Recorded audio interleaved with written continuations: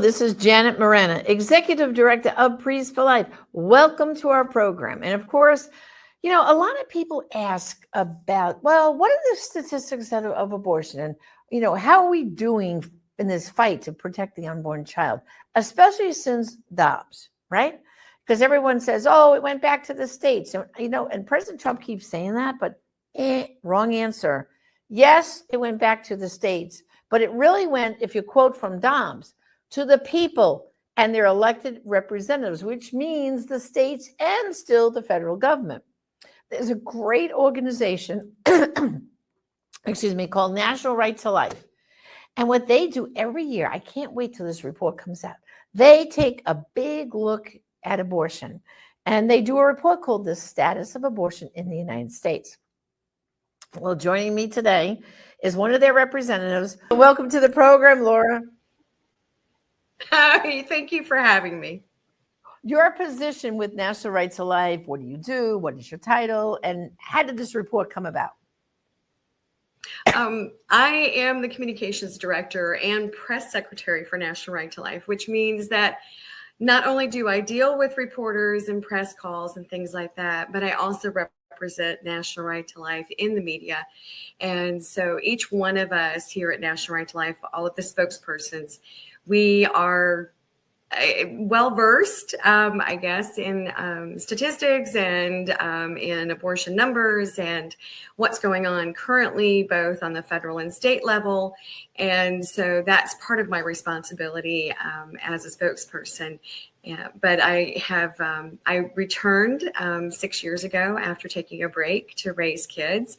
And so I'm really happy to be back and really happy to be back representing millions of pro-life Americans who need to have a voice because they represent the millions and millions and millions of unborn babies that we are all concerned about. I'm sure they're glad to have you back. And what we're going to be talking about, brothers, is this beautiful report. National Right to Life puts this out every year, and it says the status of abortion in the United States 2025. So it's really, Laura, looking at all of the stats from last year, compiling them, and now we have a summary, right? And yes, this book, yeah, that's exactly what it is. Mm-hmm. All right. So now I think the first question I want to put out there is because since Dobbs, people are kind of, you know, because we had all those ballot initiatives that made abortion legal through all 9 months till birth. Mm-hmm. And like in Florida, we won the Florida one, but we lost some. And I think people feel discouraged. So looking at the 50 states, how many states protect babies and how many don't? Is there like just an overall number here where we're like, what's the score right now? Well, we have quite a number of states that protect babies based on different stages of pregnancy. And any of your viewers can go to our website and download this book. It is available as a PDF. You don't have to have the hard copy. And there is the availability of just looking at it online. And we have these beautiful maps in the book and online that talk about which states have enshrined abortion on demand, because we know that there are a number of states that have done that. And then we also have this lovely map that talks about babies who are protected under state laws and through constitutional amendments and things along those lines. With regard to the number of states that protect babies, it varies because we have some that protect babies as early as the heart beginning to beat. And then we have other states that protect babies at 12 weeks of pregnancy. So we have quite a number of states that do protect babies at early stages of pregnancy. And then we have states like Texas, that are protecting babies, and Georgia, they are protecting babies. Florida, they are protecting babies very, very early in pregnancy, or they've had an outright, just an absolute overall protective legislation that is passed in the state, and they are enforcing those laws. And so babies in those states are protected. But we also have quite a number of states that have gone the opposite route. And we have some states that are actively trying to prosecute and persecute pregnancy centers for doing what they do. And so we've had the state of New York has gone after pregnancy centers. The state of Massachusetts has gone after pregnancy centers. The state of California has gone after pregnancy centers. And so we have a number of states that we're battling in the states to protect pregnancy centers so they can do what they do. And so we've got a complete mix of what is covered, what's not covered, which states are protective, which ones aren't. But as you mentioned, there's a lot that can also be done on the federal level. And so we are working on the federal level as well. Like here in Florida, where our office is, we have the heartbeat bill. And, what I like, the nicest thing about the heartbeat bill that I do like, they did put in the rape exception. However, it was very specific because it said reported. Now that's a big leap because other states, when they put in that exception, it's just broad. So anyone could say I was raped and then have access to abortion. But in Florida, you had to report the rape, which meant you went to the hospital, they ran the rape kit. It was reported with the police report, a rape. That's a bigger step to take. And so therefore you can't lie and fudge to get an abortion here in Florida, and unless, unfortunately, you were sadly raped. And just to stay on that rape topic for a minute, we know with the Silent No More Awareness campaign and research done by Dr. David Reardon from the Elliott Institute, that women who were raped and abort are more traumatized. They said being raped, having an abortion didn't unrape them. It was a second trauma. And yet women who were raped and gave birth to the child said it was a healing experience. So, all this political rhetoric gets swallowed up, with these laws and everything. When you listen to the people who've had abortions, you get the real truth, But what I like about your report, though, is when you look across the country, I think we should be encouraged. I think too often people listen to the media and it makes it sound like the pro-aborts are winning. But there's Alabama, I think, is totally abortion free, aren't they? Right? Alabama, totally abortion free. And then there's so many states that have the heartbeat laws and protections that we're kind of winning this issue, I would think.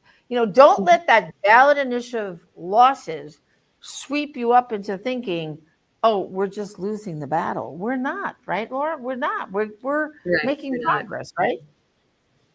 We're definitely making progress, and we're seeing a genuine impact on the state level where, like you said, we have states that are protecting babies beginning at when a heartbeat can be detected. But at the same time, while that's happening, we also have states, Florida is one, where built into the budget, the state budget, we're also seeing states providing for women and their babies. And so we're seeing true social networks and safety nets being built into those same states. And so we're seeing a true revolution in how women and their preborn babies are being taken care of. Well, you know what I like about the report too is there's more of an explanation that people, like, they hear about the Hight Amendment, right? But how many people really understand what is the Hight Amendment? So I know it's in the report, but could you explain for everybody just briefly this whole Hight Amendment thing and how there always seems to be this, the Democrats want to try to get rid of it and why? Yes. The Hight Amendment is actually set up to, it is what is referred to as a rider or a rider amendment. And that means that every year it has to be attached to appropriations. That means as the government spends money, the Hight Amendment has to be attached to any budgets. And it prevents federal dollars from being used to pay for abortions under Medicaid. Now, the Hight Amendment is not the only one of its kind. There's actually, we often refer to it as everything is the Hight Amendment when it comes to appropriations. But there are also specific amendments like the Hight Amendment that cover international issues. It covers abortions in the military. There are all sorts of amendments that have to be attached to the appropriations bills to prevent tax dollars from being used to pay for abortions. Now, we all know, and it's something that has come up in the media again, and is something that's being dealt with right now. We all know that Planned Parenthood receives approximately $700 million a year in taxpayer funds. And that's because they do get some of that money through grants, some of it's through direct reimbursements because they are a Medicaid provider. And so they do receive monies from the federal government and from tax dollars and from state governments. And so we're seeing a push, of course, to defund Planned Parenthood. But without things like the Hight Amendment, that money would be the money that would be dedicated to abortionists and abortion facilities could end up being astronomical. And so we know that the Hight Amendment alone, since it was first instituted in the 1980s and first attached to appropriations, has saved over 2.5 million babies. And so the Hight Amendment has been an effective means of preventing tax dollars from being used, your tax dollars and my tax dollars, from being used to pay for abortions. But like I said, it's a rider, and it has to be attached every year. Every time the budget comes up, it has to be attached over and over again. And it used to be supported by both Democrats and Republicans. It used to be something that was, a nonpartisan issue. Everybody supported it. But these days it is under attack by Democrats because now we have just an overwhelming number of pro-abortion Democrats in the House and the Senate. Well, yeah, unfortunately, they have gotten so extreme, the Democratic Party, and there used to be one or two Democrats that were pro-life, like I always think of Henry Cuellar from Texas, who once in a while he would vote with us, but lately he's voted with the party 100%. We've kind of lost him now. And the most recent vote that I found so nauseating was every Democrat voted against the Born Alive bill that was just in Congress, right? I mean, that's just new, happened. And when you think about this, Laura, when a baby, all the bill was saying, you can still go get your abortion, late term abortion, still have that right. But this bill said, but if in the event of trying to kill that baby and abort that baby, if the baby was born alive, well, now you had to take that baby to the emergency room and give it basic care. And all the Democrats voted against that bill, every last one of them. So it couldn't get to Trump's desk. He would have signed it, but we couldn't get it out of the Senate, to him because they all voted against it. So even Cuellar, shame on him. I don't consider him pro-life any longer because if you can't even vote to save a baby born alive, there's no hope. No hope, right? I mean, that was crazy ridiculous. The other thing I wanted to focus on you did in this report, which I think was wonderful. Again, the Democratic Party was doing a lot of scare tactics, making it seem like any of these pro-life laws, any of these ballot initiatives, that if a woman was in an emergency situation and an abortion was needed to save her life, she couldn't get it. Talk a little bit in depth, the analysis you did about that lie that, you can't get an abortion if you're, it's between the life of the baby or the mother. Well, we're going to let you die. That's not the case. Could you explain that? Each one of these laws has exceptions for that, and it is recognized, and it's a recognized treatment because there are some life-threatening conditions that do occur in pregnancy, and there is nothing that really medicine can do. One of those conditions is what they call PPROM. It's the premature rupture of membranes, and that can happen before 21 weeks of pregnancy. And a baby, very often, depending upon the hospital or facility, we've seen babies as young as a little over 21 weeks, somewhere around 22 weeks saved if they are delivered early. But if it happens before that mark where hospitals can take care of a baby at that stage of pregnancy, if it happens before that, there's not an awful lot that doctors can do. They do. There are some regular or some standard treatments that are done. And for example, in PPROM, what happens is doctors will observe. They'll check and see if the amniotic fluid is still leaking. If it continues to leak, then a mom can be under threat of infection. The baby is less likely to survive, and it can become much more serious. Sometimes that rupture, that premature rupture, will seal on its own. And so doctors will place a mom under observation to see, is it going to correct itself? Is it going to seal? Or is it going to continue and get worse? And if it gets worse, then she's in danger of acquiring sepsis or an infection, like a serious infection. And so doctors have to keep her under observation for that reason.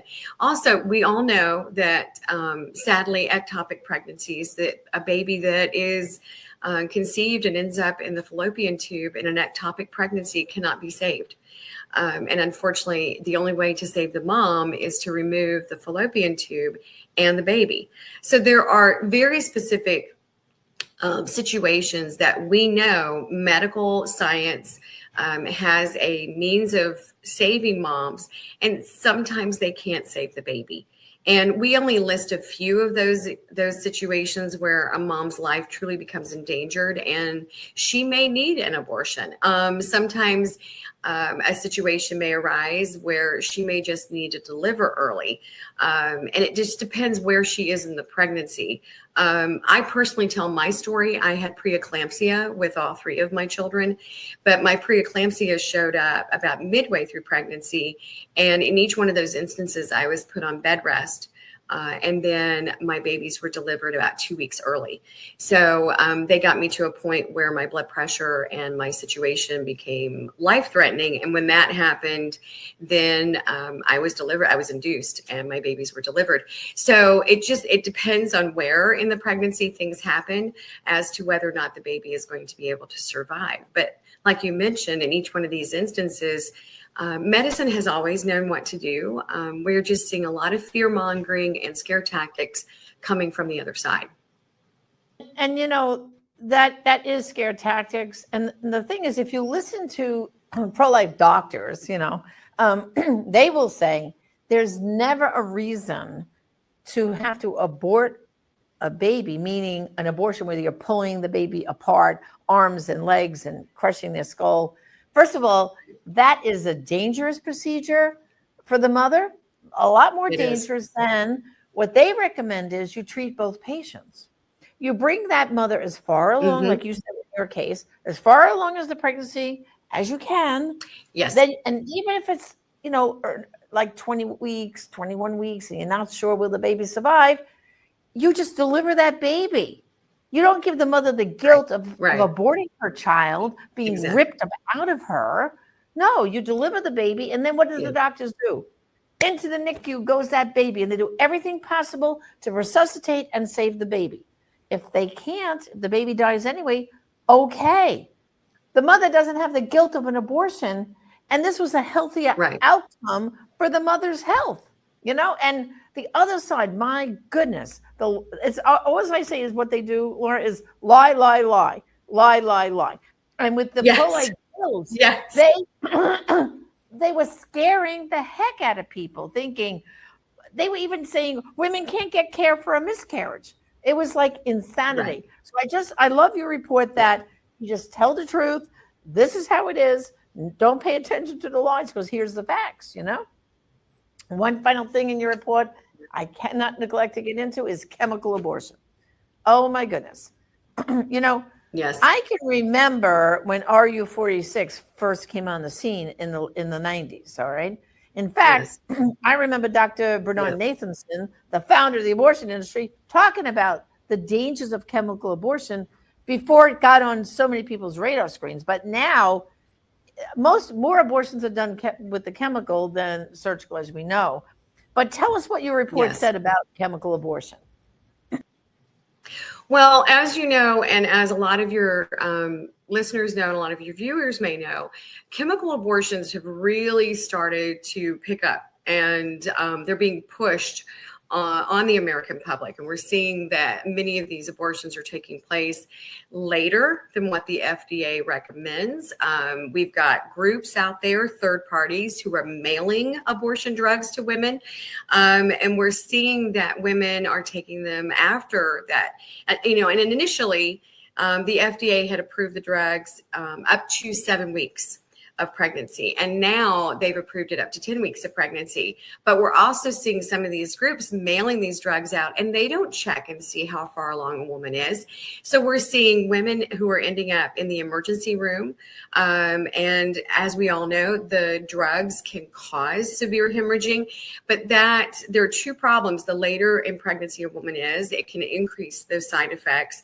And the second thing is that it's not always, it doesn't always work. And so not only is she taking a chemical, but then she turns around and she may end up seeking a surgical abortion because the drugs didn't work. And so she's putting her body through a lot of stress. Plus, like I said, there are a lot of side effects. The most severe one is the possibility of hemorrhaging. But again, as you mentioned previously, the abortion industry is telling women to lie, and they are spreading, they're engaging in fear mongering. They're telling women that because they may not get treatment, to go to the emergency room if they're experiencing side effects, and tell doctors there that they're experiencing a miscarriage. And that is ignoring the fact that they've taken these drugs, because the side effects can be more severe with the drugs, and far more severe than if it were a natural miscarriage. And again, they're confusing things by also scaring women that they can't get treated for miscarriages. So and I don't know if you remember, Janet, but way back in the 90s, when we were dealing with the Partial Birth Abortion Ban Act, the abortion industry and pro-abortion groups were telling women publicly that any kind of anesthesia given to the woman during that kind of abortion procedure would also kill the baby. And we had the president of the American Society of Anesthesiologists come in and testify before Congress. He was not pro-life, but he felt that all that fear mongering, anesthesiologists were seeing patients who were saying, I can't have anesthesia because it might kill my baby. So he said, we have pregnant patients who will not get surgical procedures done because they're scared, because these lies are being presented to the public. So this is just part and parcel with what they do. They spread lies and misinformation. They engage in fear mongering, and they do not care what the impact is on American women or their unborn babies. Right. And, the worst thing about chemical abortion that we see on our side, on the healing after abortion side, is that the woman, she becomes the abortionist. She takes the pill. Yes. All the guilt is loaded onto her. With a surgical abortion, they can mentally detach a little bit and say, blame the doctor, blame the doctor. Mm-hmm. But they become the doctor. Right. They take those pills. All right. Then their bathroom becomes the abortion clinic. Because again, in a surgical abortion, a lot of the women, they won't go down that street anymore in their town where they went for the abortion. They avoid it. Well, what are they going to do now? They just aborted their own baby in their own bathroom. And so many of them, Laura, have seen that baby in the toilet. Mm-hmm. Some of them panic and flush the baby down. So I hope all the tree huggers are worried about all the babies that are being flushed through the water system. Oh, do you ever think about that? And then some of them scoop the baby up and they find a box, a shoe box or something, and they go bury it in the yard. I mean, this is tragic. Mm-hmm. And so many of these women also, it's like you're saying with the complications, they make it sound like, oh, it's just a heavy period. Some of them are still bleeding a week later, and they don't know what's wrong. And they, like you said, they call the abortion clinic. They tell them, oh, go to the emergency room, but don't say you took the pills. Tell them you're having a miscarriage. Right. Lie. No, they don't care about the women's health. And we know by Rachel's Vision and those programs we deal with, they're coming sooner for healing because they're so traumatized, This report, Laura, is amazing. I love it. I'm going to hold it up so everyone can see it. And tell us your website and how they can download this report. It's free, guys, perfectly free. Yes. And this is a great resource because you know why? Maybe you like to write letters to the editor. Maybe you like to give little talks in your community. Show up at town hall meetings.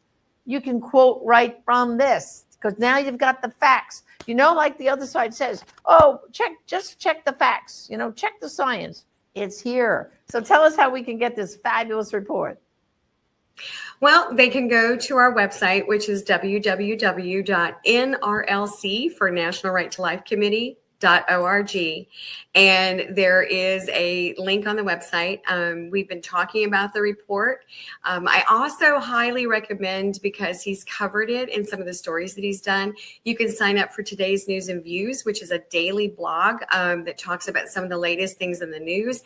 And the editor, Dave Andresco, he's been talking about this in Today's News and Views as well. So you can go to the website and get a copy. Like I said, it is a PDF, so you can download it and use it as a resource. And Janet, as you said, a lot of people like to write letters to the editor, or they give local talks. This is a great resource for that. Right. And see, I'm holding up. I downloaded it, brothers and sisters. See right here. See, oh, nice pages. I have a color printer, but even if you don't have a color printer, the facts are still the same in black and white. So go to nrlc.org and do it today. So thank you, Laura, for all the hard work your team does. Thank you. Here at Priest for Life, we look forward to this every year when it comes out. And guess what? I'm so glad. We have them read it, and then we have a discussion, like a group discussion about it, because we value this report so much. So, thank you. Thank you so much. All right. Well, God bless all the wonderful people at NRLC and give them my love. Well, brothers and sisters, I hope you found this discussion kind of informing. But I want you to really go and get this report. Chock full of information. People always say to me, oh, Janet, you know so much about this issue. Well, you know why, brothers and sisters, I know a lot? Because I read and I study. This is the latest thing you got to get a hold of and study and read. Even on social media, you could be quoting these facts. Educate people out there, because you know what? It's up to us, all of us, to educate people about abortion, always bad for the baby, always bad for the mother, too. This is Janet Morana, Executive Director of Priests for Life. And just remember, like I always tell you, there are some abortions only you will be able to stop, and therefore some lives only you can save. Join us again next time. Thank you, and God bless. So many companies support abortion, but today you can make sure that with every call you make, you are supporting the unborn. Patriot Mobile is America's only Christian conservative wireless carrier. They have partnered with Priests for Life and donate a portion of their earnings to our work. We invite you to switch to them at patriotmobile.com/unborn. Keep your number and your phone and get the same coverage you have now, but also get the peace of mind knowing your every call supports life. Every life is a gift. Every heartbeat is a miracle.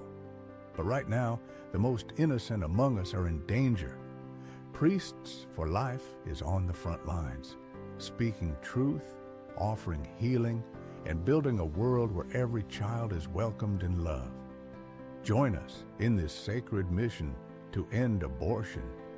Stand with life. Stand with Priests for Life. Scan the QR code right now and help save unborn babies today. God bless. Hello, this is Father David Begany, one of the many members of Priests for Life. Priests are ministers of reconciliation, and we want to bring forgiveness and healing to those who have had the misfortune of aborting their children. The loss is great, but the healing in Jesus Christ is even greater. Our Silent No More awareness campaign enables people all over the world to share the stories of loss and healing after abortion. Listen to these stories and get involved with the campaign at silentnomore.com. Hello, I'm Sam Brownback, and I've worked alongside Father Frank Pavone for many years on the cause of life. He's a true champion, and the Priests for Life have been wonderful champions of this great cause, of the cause of human dignity of every human at every phase of life, from the very first moment of conception until its natural death. The human species, the human person, each and every one are full of dignity, priceless in value, and Priests for Life stand for that. Join their work with them, work alongside them in this battle, this incredible battle, this fantastically important battle for life in the United States. We've got to win this fight. Join them.